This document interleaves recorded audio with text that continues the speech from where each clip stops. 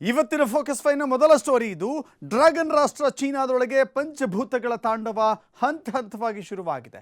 ಈಗಾಗಲೇ ಬಾವಿ ಎನ್ನುವ ಹೆಸರಿನ ಚಂಡಮಾರುತ ಆಹಾಕಾರ ಎಬ್ಬಿಸಿದ್ದಾಗಿದೆ.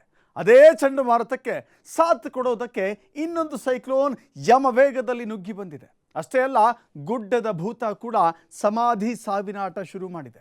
ಇದೆಲ್ಲದರ ಹೊರತಾಗಿ ಚೀನಾ ಇನ್ನು ಯಾವ ರೀತಿಯಲ್ಲಿ ವಿಲವಿಲ ಒದ್ದಾಡ್ತಾ ಇದೆ ಇಲ್ಲಿದೆ ನೋಡಿ.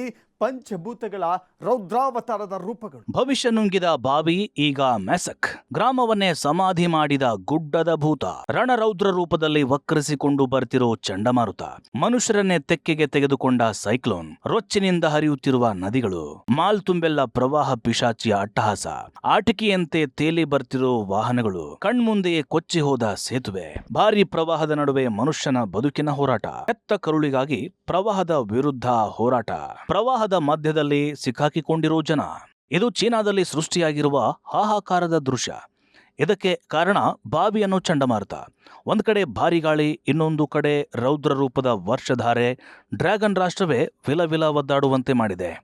ಈ ಬಾವಿ ಸೈಕ್ಲೋನ್ ನೀಡಿರುವ ಆಘಾತಕ್ಕೆ ಚೀನಿಯರು ಚೇತರಿಸಿಕೊಂಡಿರಲಿಲ್ಲ.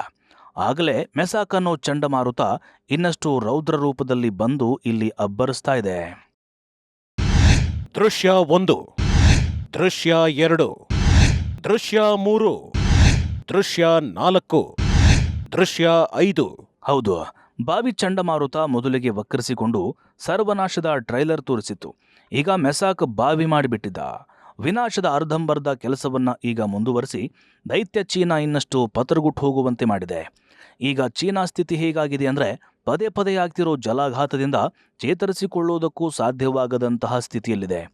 ಇದೇ ಸಂಕಷ್ಟದ ಕಾಲದಲ್ಲಿ ಈಗ ಚೀನಾದಲ್ಲಿ ಗುಡ್ಡದ ಭೂತ ವಕ್ರಿಸಿಕೊಂಡು ಇಡೀ ಊರನ್ನೇ ಗ್ರಾಮ ಸಮಾಧಿ ಮಾಡಿದೆ.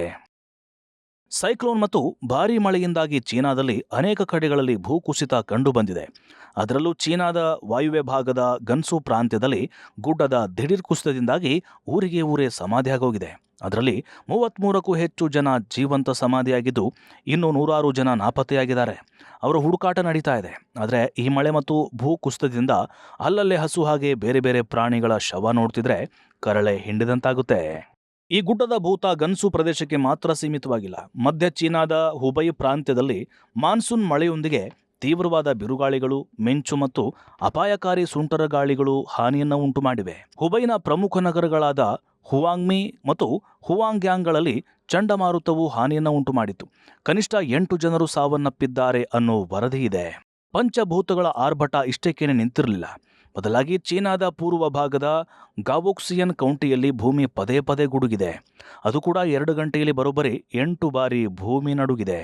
ಪರಿಣಾಮ ರಸ್ತೆಗಳಲ್ಲಿ ಬಿರುಕು ಬಿಟ್ಟಿದೆ ಹಾಗೂ ಹಲವು ವಿಲಾಸಕಾಯದ ಕಟ್ಟಡಗಳಿಗೂ ಬಿರುಕು ಬಿಟ್ಟಿದೆ. ಭೂಕಂಪದ ಭಯದಿಂದಾಗಿ ತಕ್ಷಣವೇ ಜನ ಜೀವ ಭಯದಿಂದ ಮನೆ ಬಿಟ್ಟು ಹೊರಗೆ ಬಂದಿದ್ದಾರೆ. ಅದೃಷ್ಟವಶಾತ್ ಯಾರ ಜೀವಕ್ಕೂ ಅಪಾಯ ಸಂಭವಿಸಿಲ್ಲ. ಕೆಲವರಿಗೆ ಚಿಕ್ಕ ಪುಟ್ಟ ಗಾಯಗಳಾಗಿವೆ ಅಷ್ಟೇ. ಒಟ್ಟಿನಲ್ಲಿ ಡ್ರ್ಯಾಗನ್ ರಾಷ್ಟ್ರ ಚೀನಾ ಪಂಚಭೂತಗಳ ಆರ್ಭಟಕ್ಕೆ ಬೆಚ್ಚಿ ಬಿದ್ದಿದೆ. ಇಷ್ಟು ದಿನ ತಾನೇ ಸರ್ವಾಂತರ್ಯಾಮಿ ಅಂತ ಬೇಗುತ್ತಿದ್ದ ಚೀನಾ ಈಗ ಪ್ರಕೃತಿ ತಾಂಡವ ನೋಡಿ ತಂಡ ಹೊಡೆದಿದೆ.